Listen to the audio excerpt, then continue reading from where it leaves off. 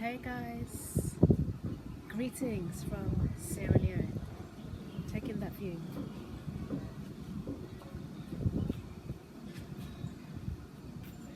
Isn't that amazing? So, for those of you who may not have seen my last video that I did, just to let you know that I haven't forgotten you. Yes, I took a quick vacation from the UK to come hang out in these beautiful surroundings. But just wanted to let you guys know that I'm still thinking of you and wishing you all the best for the festive season. And I pray and hope that your dreams and your desires materialize in 2020. Praying for vision, praying for clarity, prosperity and success. Sorry, I keep looking over. I've just seen a dog and 3 pups. Let's see if you can catch it. So that's the compound of the hotel where I'm staying. A female dog, I shan't use the B word, has just run out the compound and her 3 puppies are running after her. And they are just adorable. Sorry, as you probably know, I'm a bit, what's the word? I love animals. I really do. Yeah, I just wanted to...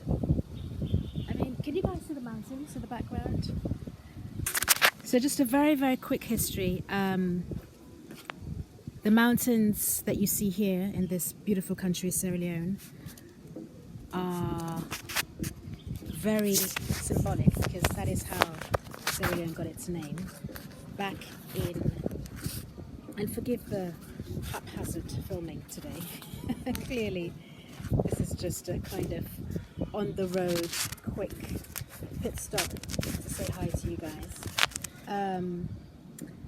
So back in 1462, a Portuguese sailor by the name of Pedro da Sintra discovered this beautiful country called Sierra Leone. And as he was approaching the country,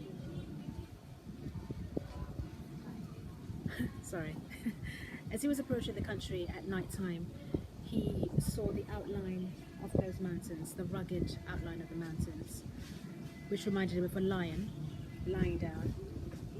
And it also happened to be the rainy season, so he heard the rumbling of thunder. So the rumbling of thunder, that noise that you get, imagine it's pitch black.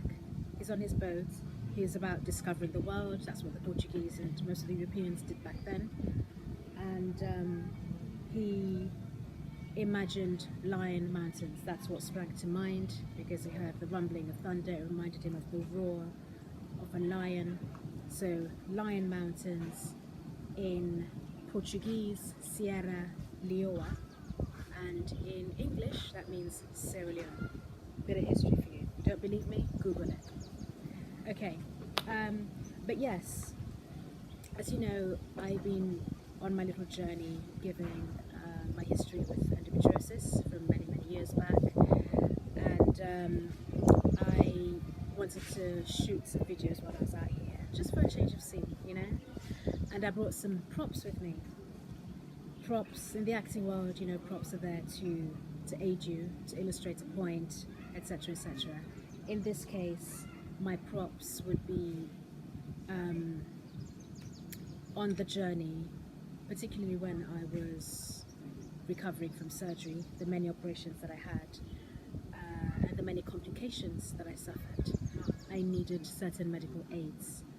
And I may have mentioned in a previous video that one of the complications I suffered following surgery was my bowel rupturing, and for that I needed a bag, an ileostomy bag, which I had attached to my small bowel called the ileum. So I actually had,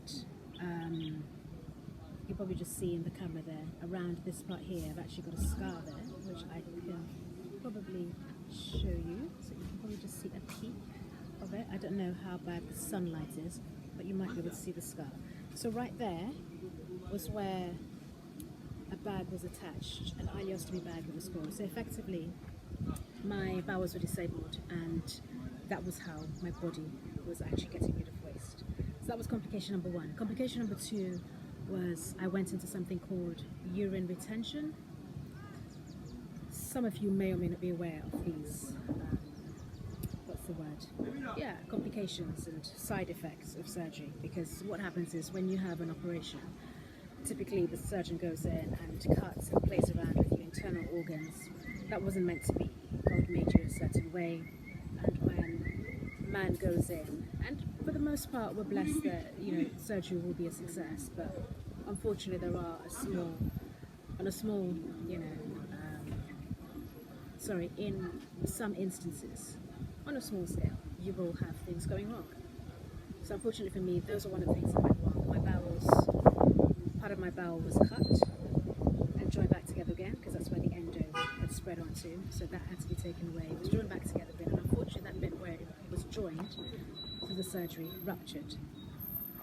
So they did what they had to do, stitched it back together. This all happened internally, obviously. But to allow that part of the bowel to heal, it basically meant that I wasn't going to use my bowel in the typical sense, the normal sense, opening your bowels. When you go to the loo, you open your bowels. I couldn't do that for the best part of a year. So, in order for my body to get rid of waste, hence the bag. So that was complication number one. Complication number two was going into urine retention. And again, the point I was trying to make was because they just played around with that whole area, my abdominal area was in a mess. It was just one hot mess. And so it just caused a lot of problems, and I went into urine retention, so my bladder didn't function very well for a while, and it meant that I couldn't pee again the normal way that you would pee. So my bladder would get full because I'd drink as normal, you know, taking fluids, and the excess fluids, the waste had to come out. But I couldn't pee the normal way.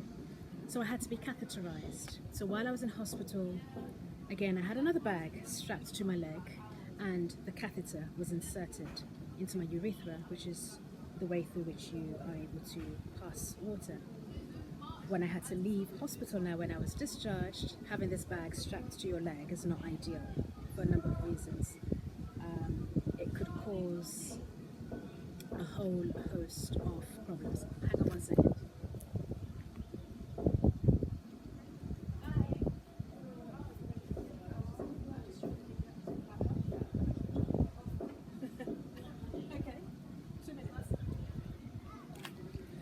Sorry guys. So as I was saying, that caused a lot of problems. So when I left hospital, I had to be given what they called a speed cath, which I have right here. Now, I'm not going to go into details now because I have friends waiting for me. Our driver has turned up. We're going to lunch.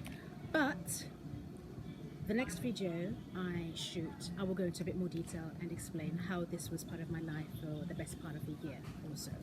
So stay tuned, and I will leave on a positive note and say that for any of you who might be going through this at the moment, or any other complication of any sort, know that there is a light at the end of the tunnel. This was my life for a time. I went through the valley, but I came out of it. Okay? On that note, wishing you health, happiness and prosperity, and I will catch you again soon. I'm going to go up to lunch now. Sorry for the break in intermission just now, but I'll catch you soon.